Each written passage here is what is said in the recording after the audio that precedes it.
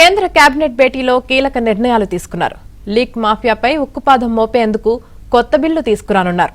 Paper leak చేసిన వారికి 10 ఏళ్లు జైలు శిక్ష, 10 కోట్ల రూపాయలు ఫైన్ విధించేలా కొత్త చట్టం తీసుకురానున్నట్లు తెలుస్తోంది.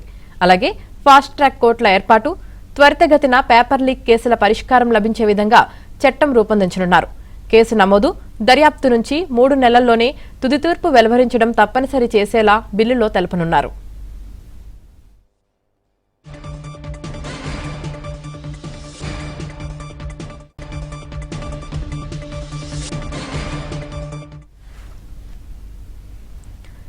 కేంద్ర కేబినెట్ భేటీలో కీలక నిర్ణయాలు తీసుకున్నారు.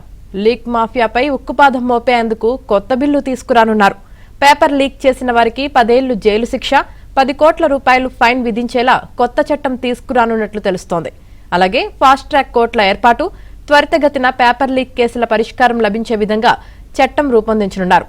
కేసు నమోదు, దర్యాప్తు నుంచి 3 నెలల్లోనే తుది తీర్పు వెలువరించడం తప్పనిసరి చేసేలా బిల్లులో తెలుపనున్నారు.